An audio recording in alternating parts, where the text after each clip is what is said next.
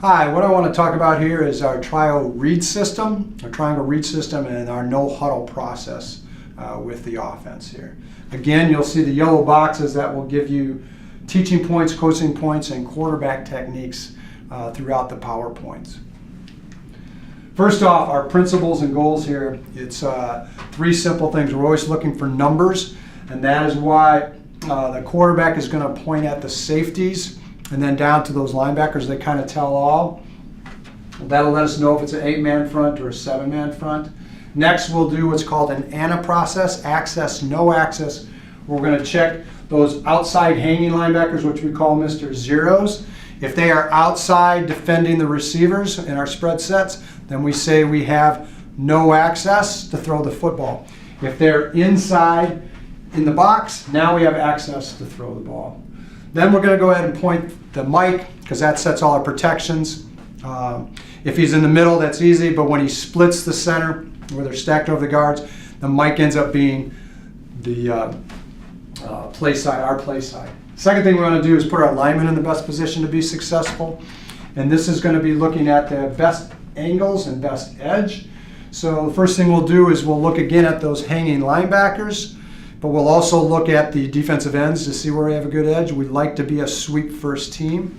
The next thing with the front then is to find that 3-technique defensive tackle, which is the defensive tackle over the guard at an outside shape.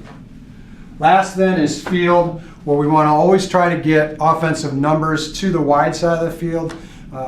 Real simple. You want to put your speed into space if you can do that. Another thing we want to do is we'll actually go with 3-by-1 sets early in the game and put the 3 receiver formation into the boundary, and that will tell us if the defense is formation or field conscious in their principles. Our goals are simple. We want to run the football all the time. Obviously, we're going to take what they give us, and we do throw the ball a lot, but we want to make it a priority to run the football every game. It's a given. You have to win the turnover battle, but the key point we'll see throughout is you need to make big plays. So we're trying to create explosive plays with their offense.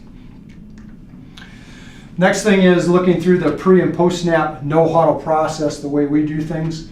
What we're going to do first, as soon as the play is done, the coach is going to signal the formation. So we again signal with our opposite hand, so it's as the players see it. So this would be a dual right formation. What's going to happen is our skilled people are all doing all their communication through hand signals. So as soon as the play's done, they'll look for the formation signal duo and they'll scatter. One thing we've learned from Penn State is for our receivers to anticipate that the A and the Z, or the directional call, is going to go to the field. So they can be pretty efficient there. Our linemen then, as soon as it's done, don't need any visual signal cue. They're going to go line up on the ball. They'll get their 1-foot split. They're going to go ahead and identify then the defense right away if they are covered or uncovered by a defensive lineman, and then see their near backer. They're going to use all verbal cues from the quarterback. They'll never look over to the sideline. The quarterback then, once he gets everybody aligned in the formation, then instead of looking for a play, he's going to go recognize the defense also, and that's going to go through that process the same as the coach. We're going to point whether we have 2 high safeties or 1 high safety with the other one rolled down. The next thing he'll do is then he'll go to those Mr. Zeros to see if he has access or no access. Again, access means we can throw the football to those outside slots because they're in the box. No access would mean they're wide, and now we've got good numbers in the box. The last thing he'll do then is come into the mic, and again, if the mic is not right over the center, it's going to be the backer to the play side where you're going. Step 2 then, once everybody's looked at the defense and recognized the defense's intentions, then we're going to go ahead and skill people will look for the play, and that's where the coach would call the play. Using those same principles and you looking at the same thing as the quarterback as he goes through. The one thing we can do with this, we found it's helpful with young quarterbacks in particular, is if the coach anticipates or sees blitz coming, pressure packages, he can give an alert signal, which tells us in our RPO system, typically then we're looking to throw the football first versus run first. So it's a good way to help your young quarterbacks. Once we're done with that, then we're going to go ahead and get into our cadence. Our quarterback will quickly do a scan one more time down through to make sure the picture hasn't changed, and then they'll just focus on their post-snap key defender. The levels we'll talk about here and give you some examples. The one thing we've tried to do with the reads is simplify it. I've seen a lot of different programs, a lot of different systems make this very complicated. We'll use an old triple option principle for our RPOs as well as our passing game. So with level 1, we'll do what's called a ride and decide. That's a defensive end, typically with split zone or split zone veer. With level 2, now we're looking at these backers, Sam being strong, Will weak, Mike middle, and then if there's 4 linebackers, it would be a weak Mr. Zero or a woo, we call that. Our safeties, level 3 then become Ox is the onside safety, Goat is the backside safety, and the other level 3 then would be the corners. The play side corner is the cat, and the backdoor corner is the dog. What we're trying to do here is have these mantras. When we're doing first level reads, it's a ride and decide like triple option. When we get into second level, it's a fill. If they fill, we'll drill. When we get into reading third level, this is how we combine this and make it simple. We're simply going to throw away from a defender, and typically when we're doing vertical passing game, which is the first thing we install for teaching and explosiveness in our offense, is we're basically going to throw to his butt or backside. So if the receiver's even with the DB and he's still in a back pedal, that means he's beat, and we're going to throw at his butt over top of him for a touchdown.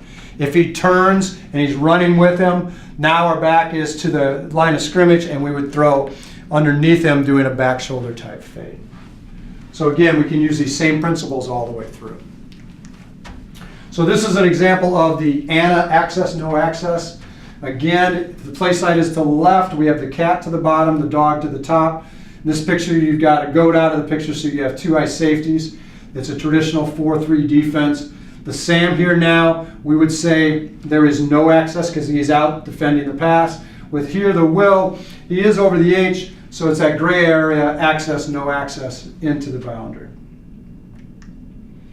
Here's some examples. Level 1, where we're reading the defensive end. We're going to run our split zone veer to the right here. This is called the ride and decide. But again, our recognition steps are, we've got 2 high safeties. That means we have possibly 7 men in the box.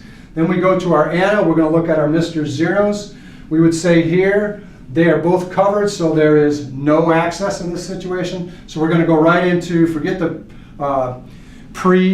RPO phase, and go right into post, what we call a run-run option here.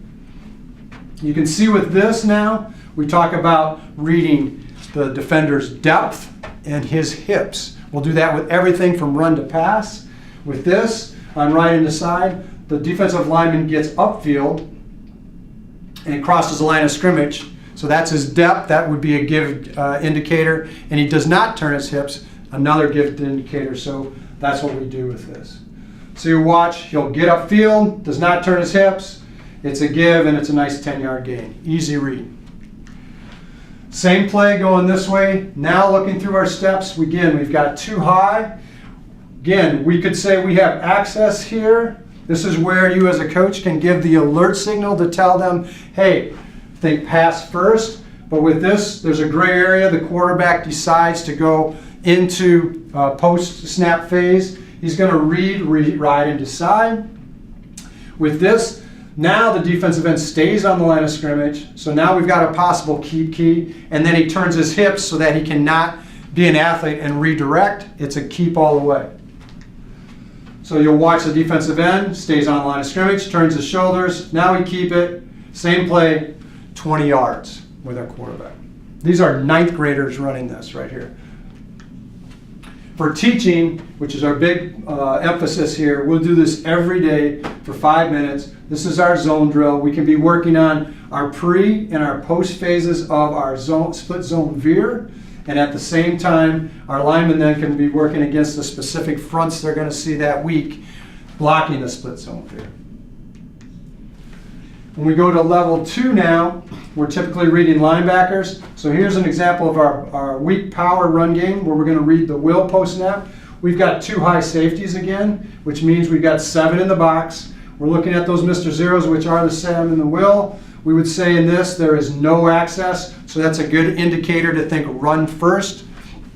With this play, again, the Will is going to sit then we always say the back gets. So already by his depth, it's going to be hard for him to be part of the play. And then his hips. What we read here with the hips is if they are not going to the point of attack, then you can go ahead. If they are going to the point of attack, you can drill it. If they're not, you can give it. Same play now. We're going to be running our power with a will, weak side power read. This now they get into one high safety. So now we've got 8 in the box. This is a classic 4-3 underfront where they roll the Sam up to this side. You've got a Mike and a will now. This is where the Mike goes to the play side. In a stack situation, this becomes that woo, weak Mr. Zero. We're still reading the will. He fills now on a blitz, and that gives us, again, saying we have access with 8 in the box, so we're thinking pass first now, so it helps us be smart. They come with the will blitz.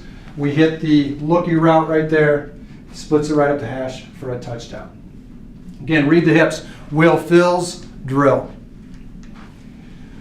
This is another thing you'll see quite a bit, especially as you go up levels, is where they'll roll the safety down in. So pre-snap here, this is Penn State, their 2016 spring game. They're starting with 2 high, going through our steps. Now this is a 42 defense. So initially we're thinking we've got 6 in the box. When that happens, the ox with this, because the Mike now is to the play side, we're running to the right. We have a Mike and a will. There is no Sam. The ox then becomes the Sam in this. So now our post-snap read key is going to actually be a safety. We're going to come down here and they're going to run to the right. He will go ahead and roll as the cadence starts. This gives us a fill, and they drill this right behind. They call this, Penn State calls this their glance concept. We call it our pop, where our receiver runs a solo looky here for 6. So again, Sam becomes, or the ox becomes a Sam in a 4-2 front, and then when he rolls, we'll go ahead, he fills, we drill. His depth is up, his hips are at the point of attack, so now we can drill the pass behind him for 6. Our teaching with level 2 is we do what's called a north drill. All we're doing here now is we're going to take 2 quarterbacks with our skill people, and we'll be working the passing parts of our RPOs, while our offensive lineman would be working the run action of the RPO. So this would be power that they're running, classic 1-back power, and this is what we call our pop combination with that RPO. When we get into level 3, as I said before, the goat becomes the backside safety and the dog is the backdoor corner. We've installed 4 verts as our first thing because it's the most difficult, but it's also the most explosive. And it's the most fun for kids. It's great to come out and do the first day at camp and see what they can do. But here again, now it's a backside or backdoor type pass play. We're going to go ahead and again read if we got 2 high safeties. That tells us now we have 7 in the box, a 43. We're looking access, no access. And the thing we do with our 4 verts then when we're reading the goat, since our eyes are already there to the backside, if we get any gray indication, meaning as soon as we start to get into our rocker phase, if the safety does something that we just aren't sure it's gray, the goat, then we'll just go right to the back door and we'll use our butt principles. Again, you can see here in this diagram, we've got 2 high, but the dog is up. This is one of our fastest players at the time. This is 9th grade level. You'll see his intentions now. He's below what we call the linebacker's hard deck, meaning one of the questions we get into, is a safety a linebacker or is he a safety? Is he 2 high, 1 high? Really very simple is you look at the linebacker's depth. If the safety is at the same level as the linebackers are up below that, then we say he's below the hard deck. He would be considered a linebacker, a Sam typically.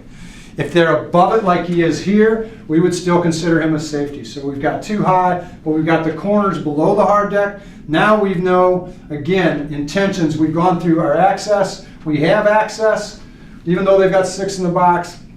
We know on 4 verts, this is our out to come back here. Again, if the receiver is even, meaning he's squatted, now we're going to go ahead, he's beat, we'll throw it behind his butt or his backside and get a touchdown, which happens here when you watch the video on the PowerPoint.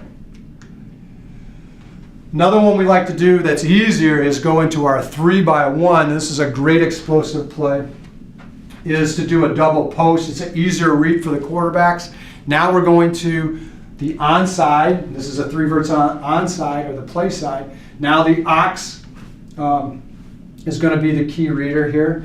What we do here is, this is a great drill to train the quarterback's eyes to, again, focus on their primary initial read is the ox, but if they get gray, they can go click this right to the next defender. So here we're going to run a hot post. This is a good example. We're throwing to the butt. The ox drops, we're looking to hit him hot right now. The ox squats and does nothing. This skinny post now has him beat because he is at his butt, he's beat. So we always say if the ox squats on orange, go ahead and throw yourself a touchdown. Now the only thing the defense can do when the ox squats is the cat can cover him, which would be a man principle. And now he's got to turn and run. So now what's left to his backside, if that takes those 2 posts away, is you've got the bubble wheel and you're essentially throwing to the cat's backside on the sideline. Again, for teaching, when we get into our passing game, we're going to do what's called a drill 25, where we have 2 quarterbacks, 5 receivers going. With the 4 verts, like we talked about, both quarterbacks are going to read the goat, but the quarterback 2 on this side is going to have all 3 of these players going through his read progression.